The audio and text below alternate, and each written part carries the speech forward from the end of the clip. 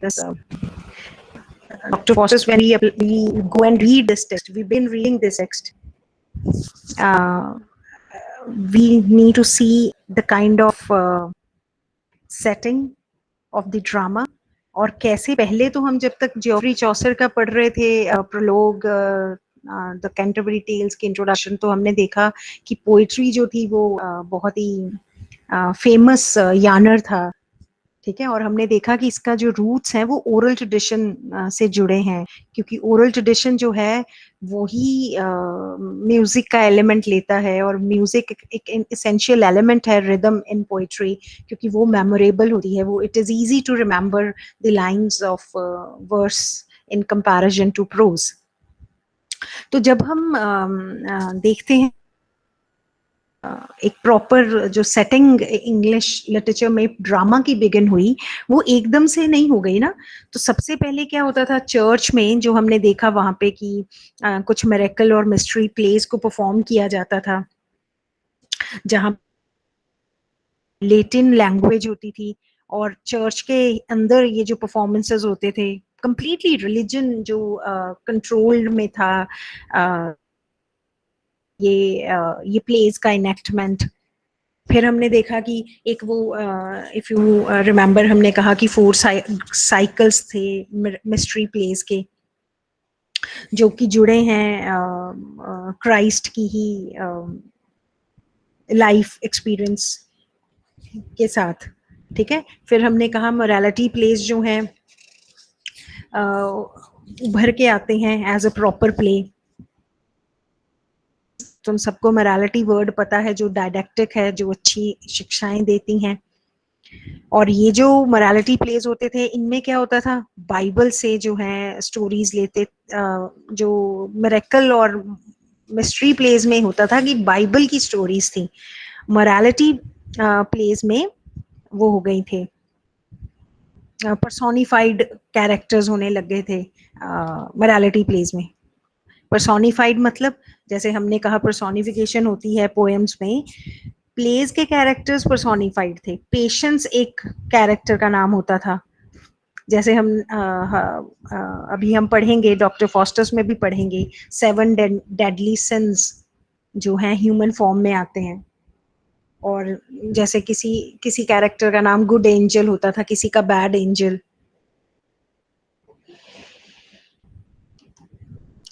तो हम देख रहे हैं कि जब तक हम एक प्रॉपर सेट देख रहे हैं, स्टेज देख रहे हैं, थिएटर, इंग्लिश थिएटर, उसको इस्टेब्लिश होने से पहले ये स्टेजेस थे जिनके थ्रू जो है हम एक रेगुलर कॉमेडी, रेगुलर ट्रेजेडी जो हमारे वर्क्स हैं।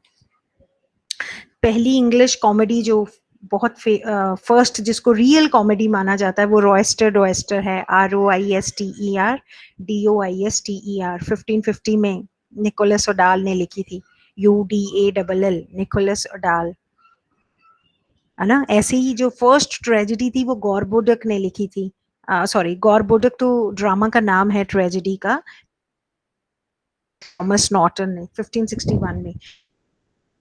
I'm just trying to tell you कि ड्रामा एकदम से एस्टेब्लिश नहीं होता, it is again development of many stages.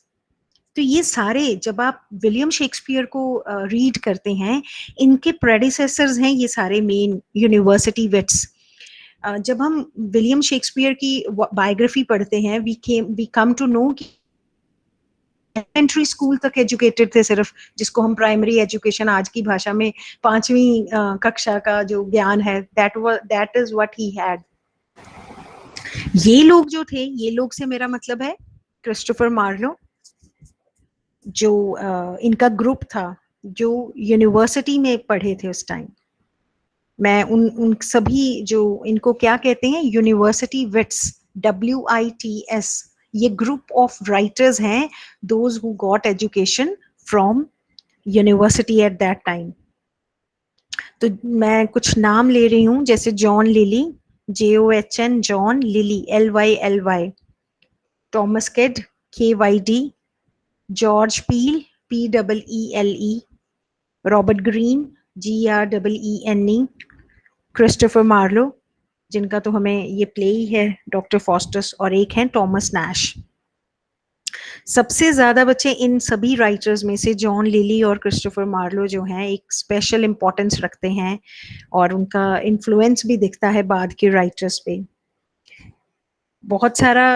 अब ये यूनिवर्सिटी विट्स हमें कोई पेपर में नहीं आने वाला, पर फिर वही बात है कि जब आप क्रिस्टोफर मार्लो पढ़ रहे हैं तो उनके कंटेम्प्रेरीज पता होने चाहिए आपको, जब आप विलियम शेक्सपियर पढ़ रहे हैं तो आपको उनके प्रेडिसेसर्स पता होने चाहिए, है ना। तो ये जो हैं क्रिस्टोफर मार्लो, दैट आई से कहें तो the greatest of Shakespeare's predecessors हैं क्रिस्टोफर मार्लो। और अगर हम जैसे हम कई बार किसी राइटर की बात करते हैं कि वो फाउंडर हैं उस पर्टिकुलर किसी खास यानर के, तो अगर क्रिस्टोफर मार्लो की बात करें तो इंग्लिश ड्रामा के ट्रू फाउंडर हैं ये। और इन्होंने जो मार्लो का एक इंटरेस्ट रहा है as a writer, history plays लिखे। और जब हम इनके वर्क्स की बात करते हैं तो 4 मेजर वर्क्स हैं जो बहुत ज्यादा फेम अटेन करते हैं। सबसे पहला इनका प्ले है Tamburlaine the great, TAMBURLAINE, Tamburlaine the great. जैसे वो तिमूर नाम है ना, उसी की स्टोरी है, जिन्होंने जैसे हमारी मिथ में अलेक्जेंडर सिकंदर की बातें हैं ना, वैसे हैं ये बहुत बड़े ग्रेट कॉन्करर थे। और अगर हम बात करें तो कंप्लीट हीरो प्ले लिखा है ये, क्योंकि it is about the conquest of this character Tamburlaine. और एक जो हमें प्रिस्क्राइब्ड प्ले है डॉक्टर फॉस्टस, पूरा टाइटल है the tragical history of doctor Faustus. ये भी जो है मच टॉक्ड अबाउट प्ले है। जब लिटरेचर के जेम वर्क्स की बात होती है तो डॉक्टर फॉस्टस का जिक्र जरूर आता है। ये एक ड्रामेटाइज स्टोरी है उस मेडिवियल स्कॉलर की, जो कि नॉलेज को बहुत क्रेव करता है, इतना क्रेव करता है कि वो डेविल को अपनी सोल बेच देता है सिर्फ इसलिए कि उसको पावर और प्लेजर मिलेगा। और क्रिस्टोफर मार्लो ने एक प्ले लिखा द ज्यू ऑफ माल्टा। वो भी एक ऐसा प्ले है जहाँ पे एक एनालिसिस है, विश्लेषण है कि जब लस्ट हो जाती है वेल्थ को लेकर, ये जो ज्यू ऑफ माल्टा है, वो ज्यू का नाम है बराबस। और वो जो है माना जाता है कि शेक्सपियर का जो प्ले है मर्चेंट ऑफ वेनिस में, हाँ मर्चेंट ऑफ वेनिस, उसके जो कैरेक्टर है शायलॉक, उसका ये फोर रनर है। वो इसी से मतलब में there are many similarities. Then there is another play Edward two, जो कि एडवर्ड टू मैंने कहा ना हिस्ट्री प्ले भी लिखे हैं, तो एडवर्ड टू जो है उनके मास्टरपीस के तौर पे देखा जाता है, क्योंकि यहाँ पे एक ट्रेजिक स्टडी की है क्रिस्टोफर मार्लो ने, एक राजा की वीकनेस की, उसके दुख की। और बहुत बार, जैसे मैं बार बार कह रही हूँ कि ये लोग फोर रनर हैं शेक्सपियर के, और शेक्सपियर ने जब ड्रामा को बिगिन किया लिखना, उनकी राइटिंग्स में हिस्टोरिकल ड्रामास का बड़ा इंपॉर्टेंट प्ले है, रोल है उनकी राइटिंग्स में। तो ये क्रिस्टोफर मार्लो उनके प्रेडिसेसर के तौर पे, स्पेशली हिस्ट्री ड्रामास के प्रेडिसेसर के तौर पे स्टैब्लिश होते हैं with this play Edward two. These four are very important, जो मैं चाहूंगी कि आप जब आंसर लिखेंगे, अपना अटेम्प्ट करेंगे, तो उसमें आप जरूर जिक्र करेंगे इन प्लेस का। there is one very important term that all of you must remember and know, sons, ठीक है, जिसको रेनेसां भी कहते हैं। you know the spellings RENAISSANCE, Renaissance। अब ये क्या चीज है, हम चाहें तो इसको प्ले के बाद पढ़ सकते हैं। बहुत लेयर्ड, डीप लेयर्ड ये प्ले है जो हमारा that we are going to begin. It is a lengthy one because इस प्ले में बहुत आइडियाज हैं जो क्रिस्टोफर मार्लो अपने उस सोसाइटी में एक लाइट थ्रो करना चाहते थे in the in the circle of the readers. बहुत कुछ चेंज भी किया मार्लो ने इसमें ना, ब्लैंक वर्स इंट्रोड्यूस किया, इसकी भी जिक्र करेंगे हम किसी दिन। लेकिन जो doctor Faustus as a play है, रेनेसांस की इंट्रोडक्शन कर लें प्ले की, वो ज्यादा ठीक रहेगा, फिर हम इस टर्म की बात करेंगे। इसमें अब पहले बात तो एक चीज बताऊं, हम लोगों ने ग्रीक और रोमन प्लेस पढ़े हैं पिछले सेमेस्टर में, तो हम सबको पता है कि कोरस का एक रोल होता था, ठीक है। में डॉक्टर फॉस्टस में कोरस का बड़ा इंपॉर्टेंट रोल है, जैसे वो एक कमेंटेटर ऑब्जर्वर की तरह है, वैसे ही ये इस प्ले में है। The play begins with the speech of the coarse, और वो इंट्रोड्यूस करते हैं इस कैरेक्टर को, डॉक्टर फॉस्टस उसका नाम है। और आप जब भी बात करेंगे आप कहेंगे कि डॉक्टर फॉस्टर्स ग्रेटेस्ट प्ले है मार्लो का। और जब ट्रेजेडी की बात आती है, जब ट्रेजिक हीरो की बात आती है, तो जितने जेम वर्क्स हैं लिटरेचर के, उनमें से एक है।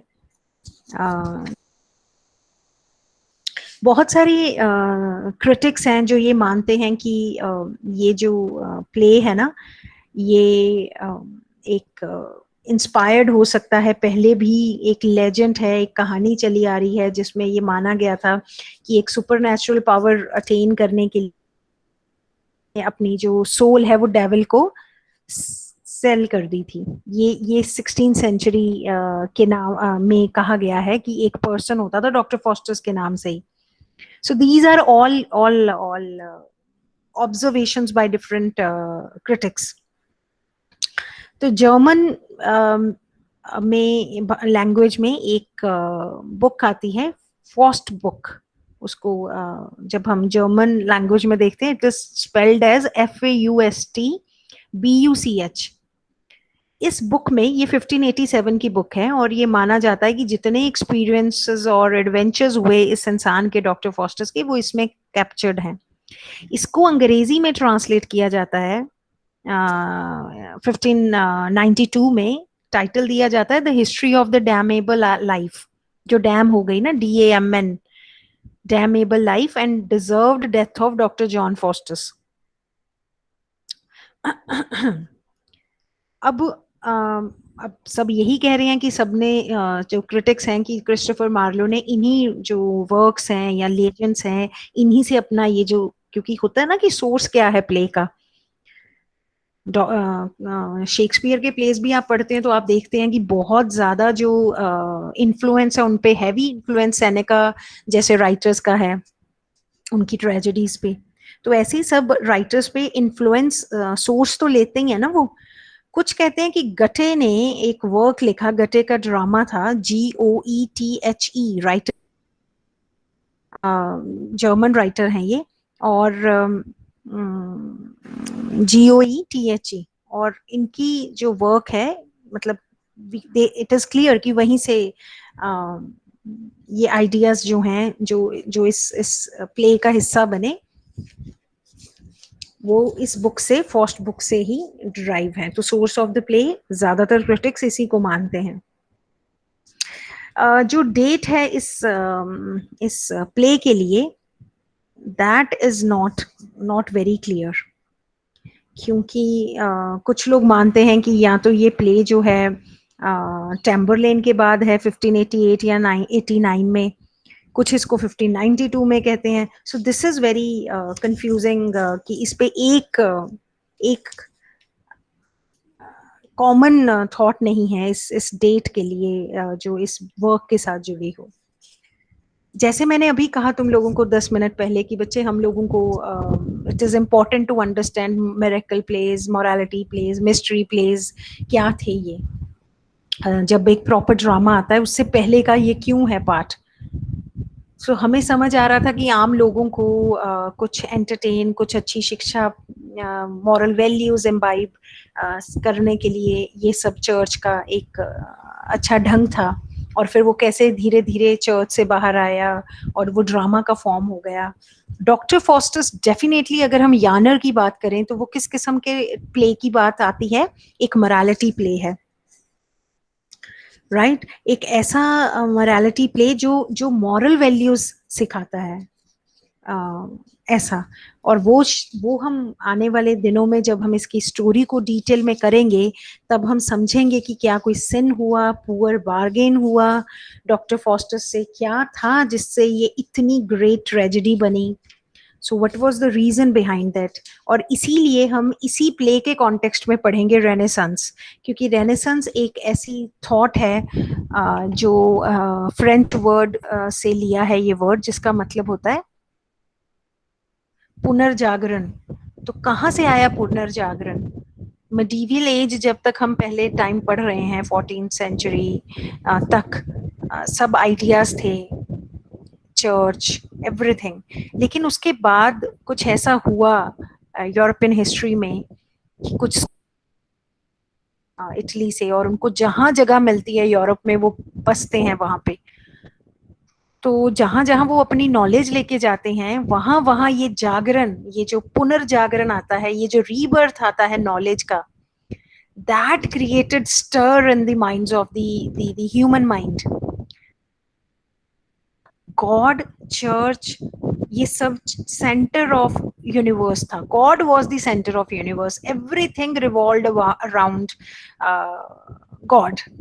सिन नहीं करना क्योंकि गॉड पनिश करेंगे, अच्छा बन के रहना है क्योंकि गॉड ब्लेस करेंगे, तो एवरी गया because God did it.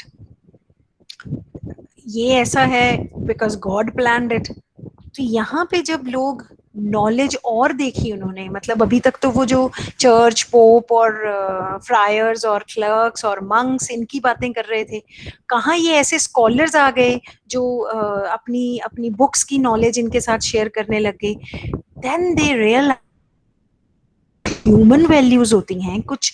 Human values से मेरा मतलब man is the centre of the universe. Man की डिजायर्स, एक एक एक मैन की एस्पिरेशंस, आकांक्षाएं हैं, what does the person want, ये तो अब तक बिल्कुल नजरअंदाज था, इग्नोर्ड था। So man became the centre of the universe. यहाँ से बनती है सारी उथल पुथल।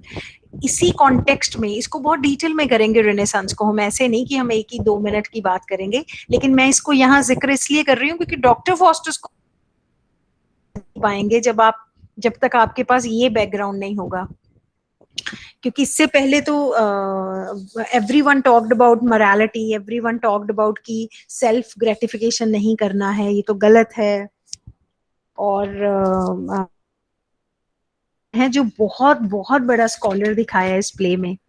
सो ऐसे बिगिनिंग होती है तो वो दिखाते हैं कि इस इंसान ने तो सब कुछ पढ़ लिया है, स्कॉलरशिप बहुत हासिल कर ली है, और अब वो चाह रहा है कि कोई मैंने चीज नहीं लीव की। I read everything, I studied everything, all मैंने कंप्लीट कर ली है, तो अब मैं क्या करूं? कुछ ऐसा जो रह गया हो। तो इट मीन्स कि जो कैरेक्टर है, मेन कैरेक्टर है इस प्ले का, वो कोई इग्नोरेंट नहीं है, वो हाईली नॉलेजेबल इंसान है। तो जब नॉलेज बढ़ती है तो क्वेश्चन, क्यूरियोसिटी, ईगरनेस बढ़ती है, राइट इसमें वही हुआ डॉक्टर फॉस्टर्स की कहानी में, डॉक्टर फॉस्टर्स के साथ वही हुआ। नाउ ही वांटेड कि क्या रह गया, जिस सिर्फ एक ब्रांच रह गई स्टडी की, वो है काला जादू, जिसको अंग्रेजी में ब्लैक मैजिक या नेक्रोमेंसी कहते हैं। ठीक है, NECROMANCY, नेक्रोमेंसी। तो वो कहते हैं ये मैं इसको अब मैं अटेन करता हूँ, इसमें प्रोफिशिएंसी। बट ये जो स्कॉलर फ्रेंड्स हैं वो उसको एडवाइस करते हैं कि ये तो अच्छा नहीं है ना। कुछ स्कॉलर फ्रेंड्स कहते हैं ये तो बहुत अच्छा है। और we go into this detail, जैसे मैंने थोड़ी देर पहले बोला कि प्ले जो है जब शुरू होता है, डॉक्टर फॉस्टर्स का play, it begins with the story of the coarse, sorry the comment of the coarse. आपको पता है बच्चे, हमने कहा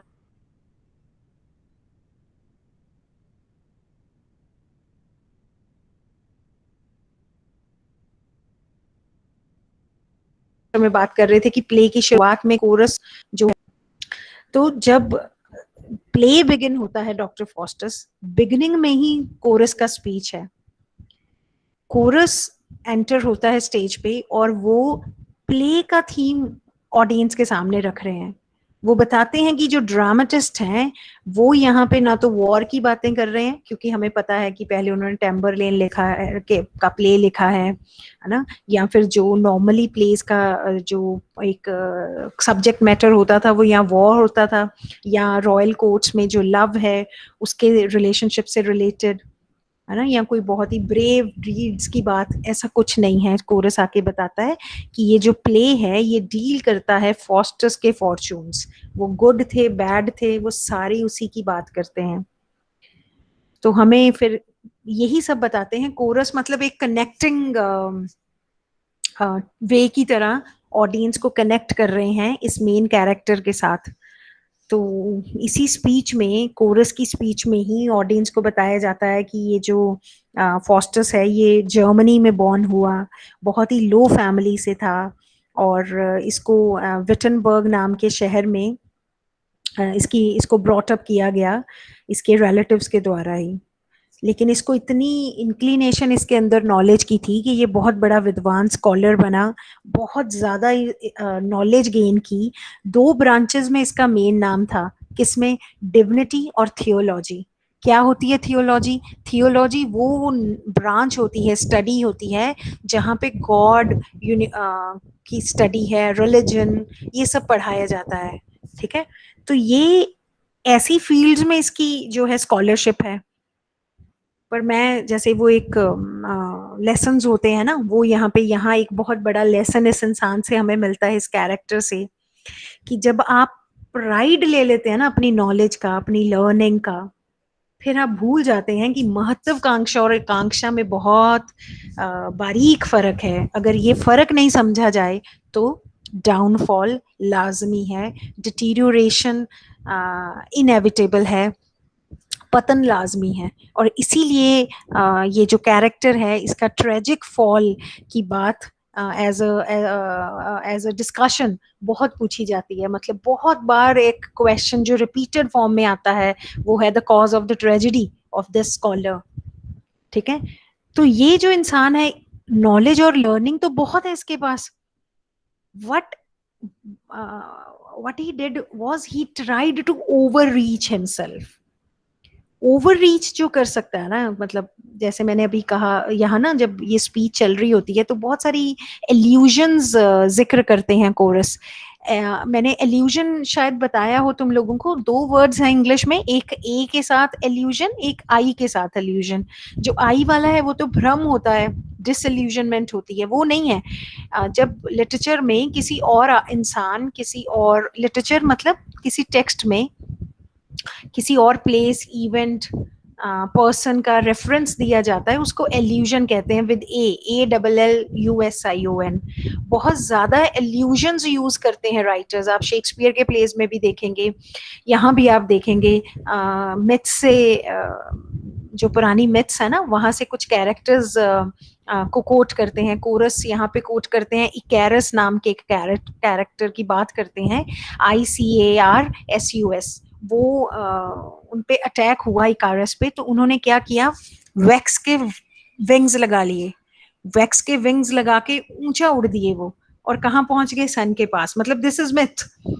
अब ये क्या बताया उन्होंने, that he was trying to overreach himself, Icarus. और जैसे ही वो सन के पास गए सारी वैक्स पिघल गई और वो he fell down into the sea and died। Chorus ने कैरस का जिक्र इसलिए किया कि यही सब जो है डॉक्टर फॉस्टस ने किया। वो बहुत अच्छे लर्नर्ड इंसान थे, लेकिन उन्होंने कहा कि मुझे तो नेक्रोमेंसी स्टडी करनी है अब। ठीक है, और नेक्रोमेंसी जो है वो क्या है, वो एज अ करियर होगा उसमें, एज अ मजिशियन। तो उन्होंने कहा मैंने सारे करियर, लीगल, मेडिकल सब कर लिए, अब मेरे को एज अ मजिशियन जो है, आई ट्राई माई करियर। तो मैजिक उसके लिए कितना डियर हो गया कि उसको अपनी सोल की साल्वेशन उसमें दिखने लग गई, कि with magic I can free my soul. ये देखो, अभी I just began with the beginning part of the play, जहाँ पे कोरस कोरस कम्युनिकेट कर रहे हैं किससे? ऑडियंस से। तो तो देखो बिगिनिंग एक प्ले की बड़ी इंपॉर्टेंट होती है। कैसे इंपॉर्टेंट होती है? क्योंकि आपके सामने जो कहानी इनेक्ट होने वाली है थिएटर में, आपको पता चल रहा है कि ये स्टोरी एक ऐसे इंटेलेक्चुअल इंसान की है जिसने बहुत ज्यादा अचीवमेंट्स हासिल की, है ना, उस पर्टिकुलर सोसाइटी में, लेकिन उसकी चॉइस बड़ी फेटल निकली जो उसने चूज किया। जो मैंने अभी बात की कि उसने कैरस की बात की, ICARUS, जो कि एक क्लासिकल मिथ का कैरेक्टर है। और अगर आप सिर्फ इसको जिक्र भी करते हैं कि उसका कंपैरिजन, डॉक्टर फॉस्टर्स का कंपैरिजन इकैरस से करता है जो कोरस है ना, और वो सिर्फ इसलिए कंपैरिजन करता है क्योंकि ओवर रीच इकैरस ने भी किया और उसको हेवन का रॉथ सहना पड़ा, एंगर सहना पड़ा। और जैसे वो वैक्सन विंग्स के साथ उड़े, है ना, वैसे ही डॉक्टर फॉस्टर्स का इतना बढ़िया करियर सेल्फ डिस्ट्रक्टिव एस्पिरेशन से जलकर खत्म हो गया। सो जो नेक्रोमेंसी है वो कर्स्ड ब्रांच है, CURSED, जो श्रापित हो ना, जो मतलब जिसमें कोई परमानेंट जो एक इटर्नल या पेरिनियल जो प्लेजर है वो तो वहां पे है ही नहीं। तो कुछ लाइंस मैं कोट करना चाहती हूँ, दो ही हैं वो। Nothing so sweet as magic is to him which he prefers before his chiefest bliss. Simile का भी यूज हो गया, nothing so sweet as magic is to him.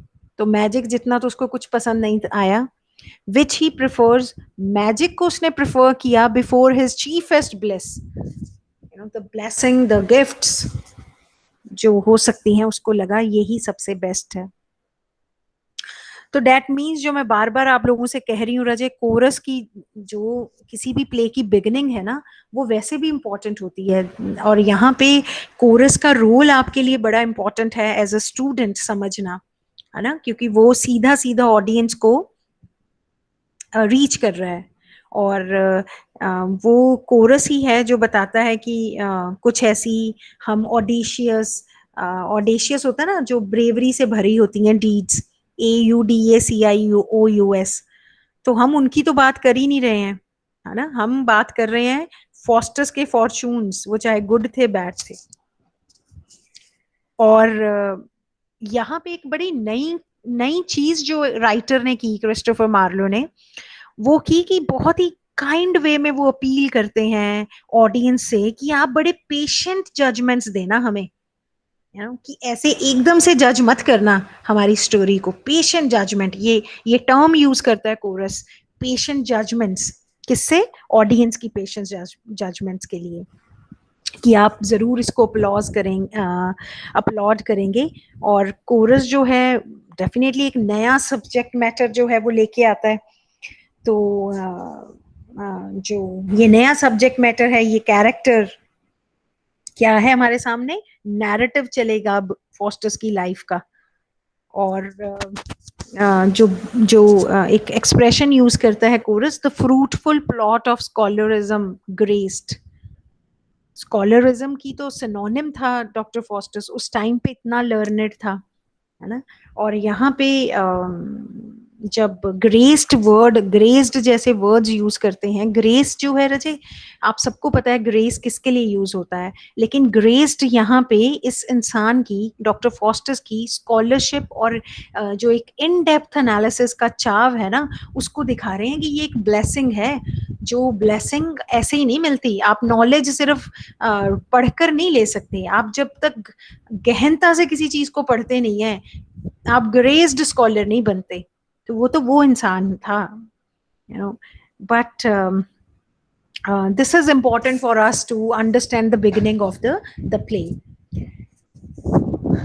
समझ आ रही है बच्चे आपको बात? हैवी तो नहीं लग रहा, मतलब डिफिकल्टी तो नहीं आ रही कोई? No ma'am.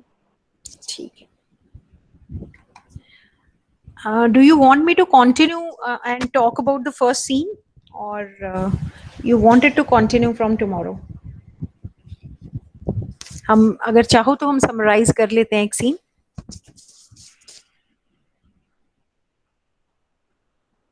ऐसा है बच्चे, क्योंकि हाँ इसमें ना एक्ट्स एक्ट्स की डिवीजन होती है। जो प्लेज होते हैं ना, आई डोंट नो तुम लोगों ने प्लेज की जो बेसिक एलिमेंट्स हैं उनको लेकिन जो ड्रामा होता है वो सबसे पहले एक प्लॉट से बनता है ना। स्टोरी है हमारे सामने।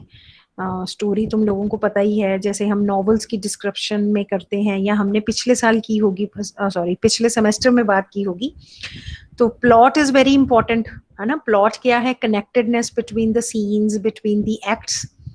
और ऐसा तो हो नहीं सकता कि ड्रामा एक ही जगह इनेक्ट हो जाए।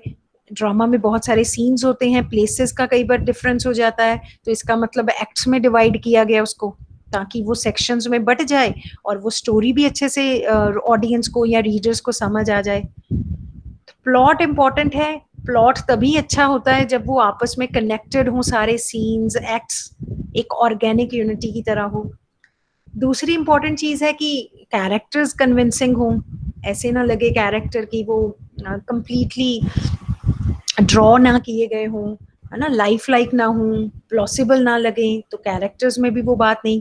कैरेक्टर्स कैसे होंगे अगर डायलॉग्स अच्छे ना हों, और ये सब कुछ काम ना करे अगर एटमॉस्फेयर अच्छा ना हो, वहाँ पे सेटिंग ना हो। एटमॉस्फेयर और सेटिंग से मेरा मतलब, अब जैसे यहाँ पे हम ये प्ले बिगिन करेंगे सीन 1 में, तो दिखाया जाएगा कि फॉस्टर्स जो है वो अपने स्टडी रूम में पढ़ रहे हैं और कुछ बात कर रहे हैं, है ना। तो एक एटमॉस्फेयर सॉम्बर सा, सीरियस सा हो जाता है। तो वहां पे कुछ ऐसा प्ले राइट कुछ नहीं ऐसा डिवाइस करेगा कि जिससे वो एटमॉस्फेयर या सेटिंग खराब हो उस प्ले की। तो ये सारे एलिमेंट्स बहुत इंपॉर्टेंट होते हैं। शेक्सपियर के प्लेज में एटमॉस्फेयर और सेटिंग का बहुत इंपॉर्टेंट रोल है, राइट। जो गुड राइटर्स होते हैं उनकी राइटिंग्स में ना ये सारी चीजें, डायलॉग्स, कैरेक्टराइजेशन, एटमॉस्फेयर, सेटिंग, ये बहुत बहुत इंपॉर्टेंट रोल प्ले करते हैं। So if I talk about the scene, the first scene, पहला एक्ट शुरू होता है, पहला सीन शुरू होता है जहाँ पे फॉस्टर्स को दिखाया जाता है कि वो अपने स्टडी में पढ़ रहे हैं, सारी फील्ड्स ऑफ लर्निंग को एग्जामिन कर रहे हैं और सोच रहे हैं कि जो मैं पर्टिकुलर फील्ड कौन सा चूज करूं जिसमें मैं स्पेशलाइज करना चाहता हूं। सबसे पहले वो बात करते हैं लॉजिक के फील्ड की, एनालिटिक्स जिनको कहते हैं, but he says that I have already attend proficiency in it. फिर वो सोचते हैं मैं मेडिसिन की फील्ड में कुछ करता हूँ, लेकिन एज अ फिजिशियन, पहले मैंने बताया था ना तुम्हें कि बिगिनिंग मिडीवियल टाइम में जो मेडिसिन में प्रोफिशिएंट होता है उनको फिजिशियन कहते हैं, डॉक्टर नहीं कहते थे। तो वो कहता है कि मैं तो उसमें भी उसका इतना नाम होता है, वाइड फेम मिलता है उसको। तो वो भी वो बात जो है स्टडी ऑफ मेडिसिन को इसलिए भी इग्नोर करते हैं कि स्टडी ऑफ मेडिसिन इसलिए फॉस्टर्स को पसंद नहीं आती है कि उसको पढ़कर एक्सट्रीम नॉलेज लेकर भी वो एक इंसान को इमॉर्टल नहीं बना पाए, डेड को लाइफ पे नहीं लेके आए। जो डेड है उसको आप लिविंग नहीं बना सकते। लीगल स्टडीज वो कहते हैं कि फिर वही बात है कि ये तो मनी माइंडेड लोगों की फील्ड है, ये भी मुझे नहीं पसंद, इसमें भी नहीं मुझे स्पेशलाइजेशन करनी। डिविनिटी शायद सबसे बेस्ट चॉइस हो, लेकिन डिविनिटी में भी एक डॉक्ट्रीन होता है, और डॉक्ट्रीन किस चीज का होता है? डिविनिटी क्या सिखाती है? जो मैंने अभी कहा कि जो कुछ है वो फेट करती है ना, और किस्मत और नियति की बातें हैं। इसको बिल्कुल अनसेटिस्फैक्ट्री लगती हैं ये सारी चीजें। तो ये सारी बातें करके वो कहाँ कंक्लूड करता है? Study of magic, that had appeal for him. और मैजिक उसको लगता है कि सिर्फ वेल्थ नहीं, पावर और ग्लोरी भी दिलाएगा उसको। और क्या चाहिए उसको मैजिक से? अथॉरिटी। कैसी अथॉरिटी? जितनी क्रिएटिव फ्लाइट वो ले सकता है। यहाँ पे बच्चे मैं जो बीच बीच में ये पॉइंट्स दे रही हूँ ना रेनेसांस के, रेनेसांस को अगर आप ध्यान से देखें, मैंने कहा मैन उसमें सेंटर ऑफ द यूनिवर्स बनता है। ये जो सोच है ना डॉक्टर फॉस्टर्स की, कि मुझे पावर मिले, मुझे अथॉरिटी मिले, ये पहले लोगों की नहीं होती थी। ये with the rebirth, with the knowledge, with the more and more spread dissemination of knowledge, लोगों में ये क्वेश्चन उठा कि क्यों नहीं हम इंजॉय करें, एक्सट्रीम पावर इंजॉय करें। एक्सट्रीम पावर से मेरा मतलब, जब आप डॉक्टर फॉस्टर्स को देखते हैं, उसका मन करता है कि मैं ना कुछ ऐसा ऑर्डर करूं और मैं हवाओं में उड़ूं, like free like a cloud, और मेरा पावर हो जैसे एक किंग होता है, मैं स्काई को भी रूल करूं। इससे पहले ये नोशन नहीं थे। तो डॉक्टर फॉस्टर्स नाम का ये प्ले रेनेसांस का भी बहुत इंपॉर्टेंट डॉक्यूमेंट बन के उभर के आता है, क्योंकि वो सारे आइडियल्स जो 14 से 16 सेंचुरी में इतने फेमस हुए, वो विचार, वो इसमें सब दिखते हैं। वो एक रेनेसांस मैन के तौर पे, स्कॉलर के तौर पे उभर के आते हैं, जिनको नॉलेज, जिनको नया कुछ सीखने की क्यूरियोसिटी है। तो यहाँ पे जब ये सोच रहे हैं, तो डॉक्टर फॉस्टर्स का एक सर्वेंट है, उसका नाम है वॉगनर, WAGNER। वो आता है, वो फॉस्टर्स को कहता है कि आपके जो फ्रेंड्स हैं वॉल्स और Cornelius, walls VALDES, Cornelius CORNELIUS, तो ये जो आपके फ्रेंड्स हैं आपसे मिलने आए हैं। अच्छा, जो वॉगनर है वो इन लोगों को रिसीव करने चला जाता है, क्योंकि फॉस्टर्स ने कहा है ठीक है ले आओ उनको। इतने में गुड एंजल और इवल एंजल अपीयर होते हैं। जैसा मैंने तुम्हें कहा था कि मोरालिटी प्लेज में पर्सोनिफाइड कैरेक्टर्स होते हैं। तो जो गुड एंजल है वो उसको रोकता है, Faustus don't read this book of magic, you are a good person, go and study scriptures. लेकिन इवल एंजल क्या कहता है, नहीं नहीं, मैजिक को स्टडी करो, अगर इस अर्थ पे पावरफुल बनना है ना, जैसे भगवान स्काई का जो है रूलर है, तुम अर्थ के रूलर बन जाओगे। ये है वो एलिमेंट जो मैं तुम्हें कह रही थी, रेनेसांस के आइडियल्स हैं, जहाँ पे एक इंसान अपनी एस्पिरेशंस को बढ़ा रहा है, अपनी लिमिट्स को बढ़ा रहा है। तो ये जो दो एंजल्स एंजल्स आए हैं, ये ऐसे पूरे प्ले में आते जाते रहते हैं सीन्स में, और फॉस्टर्स अकेला रह जाता है, ये लोग चले जाते हैं, कौन, गुड और बैड एंजल्स। और ये माना भी गया है, क्रिटिक्स कहते हैं कि ये इसकी इनर कॉन्शियस है, हमारी सबकी अंतरात्मा में अच्छा बुरा दोनों एस्पेक्ट्स होते हैं। तो जैसे रजे एक कैरेक्टर अपने आप से बातें करता है ना। मैं फिर बार बार कंपेयर कर रही हूँ, दिस इज वेरी इंपॉर्टेंट वैसे आपके लिए, कि आप क्रिस्टोफर मार्लो के कैरेक्टर में कुछ शेक्सपियर के साथ अगर कंपेयर कर सकें, जैसे यूज ऑफ सॉलिलॉकीज। सॉलिलॉकी क्या होता है, स्पेलिंग्स SOLILOQUY, जो एक स्पीच होती है जहाँ पे एक कैरेक्टर अकेले बात करता है, ठीक है, और वो खुद को अनबर्डन करता है उस सोच से। तो फॉस्टर्स भी यहाँ पे बात कर रहे हैं अपनी सॉलिलॉकी में कि पावर और प्लेजर्स कितना इंपॉर्टेंट है, और अगर मुझे ये वो मैजिक के मीन्स से मिल जाए तो ये बहुत ही अच्छा हो जाए। फिर वो उस सॉलिलॉकी में बात करते हैं कि अगर मेरे पास पावर आ जाए तो मैं जो हूँ इंडिया से गोल्ड ले आऊंगा, मैं ओशन से पर्ल्स ले आऊंगा, जितने डिलीशियस फ्रूट्स हैं इस दुनिया में, आई गेट एवरीथिंग। रेफरेंस भी है वहां पे अमेरिका के डिस्कवरी का, because he talks about new world. तो वहां से हमें समझ आता है, जो मैं रेनेसांस की बात कर रही हूँ, तब लोगों के अंदर ये चाव होता था नई नई प्लेसेस को एक्सप्लोर करने का, ठीक है, इससे पहले तो किसी को कुछ भी नहीं पता था। तो ही सेज, डॉक्टर फॉस्टर से सॉलिलॉकी में कहते हैं कि जब मेरे पास ब्लैक मैजिक की पावर होगी तो स्पिरिट्स मेरे अंडर होंगी, they will be my slave. तो उनके थ्रू मैं क्या करूंगा, सब जो है रूल करूंगा पूरी अर्थ पे, और मैं पूरी जर्मनी को बॉर्डर कर दूं, मतलब सर्कमस्क्राइब कर दूंगा, किस चीज से, ब्रास से, है ना। तो विटनबर्ग की इतना नाम है इस शहर का, उसको जो रिवर जा रही है, राइन्स रिवर जा रही है, मैं उसको सर्कुलर फॉर्म में उस शहर के आसपास घुमाऊंगा। ये सब बातें वो क्यों कर रहा है, वो इसलिए कर रहा है जो चीजें वैसे पॉसिबल नहीं है, लेकिन with the help of magic वो जैसे एक इंसान अमेज्ड हो जाता है ना, उस अमेजमेंट में, उस एक्साइटमेंट में सारी बातें कर रहा है वो, ठीक है। कोई नहीं, हम इसको कल कंटिन्यू करते हैं, आज के लिए इतना बहुत है। Hello ma'am. हाँ बच्चे।